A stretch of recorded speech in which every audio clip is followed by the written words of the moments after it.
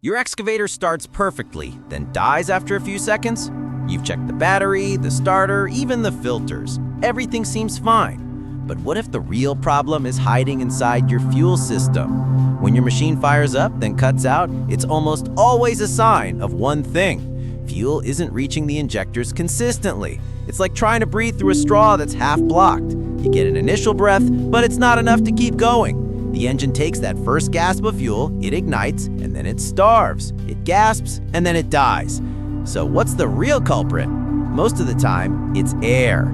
Air leaking into the fuel line. Even a microscopic crack or a clamp that's just a little loose will suck air into the system when the engine runs. That air breaks the fuel pressure, starving the injectors. It could also be a clogged return line or a dirty fuel strainer that looks perfectly clean from the outside. And one of the worst offenders? Contaminated diesel. A little water or debris in your tank is all it takes to cause the same exact shutdown. So here's what to do before calling a mechanic. First, check for air leaks, paying close attention to the lines right after the fuel filter.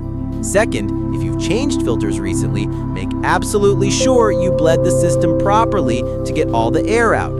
Third, drain your water separator. It takes seconds and can save you hours of headache. And finally, inspect your fuel cap seal. If it's damaged or worn, it can create a vacuum lock, stopping fuel dead in its tracks. A machine doesn't die without a reason.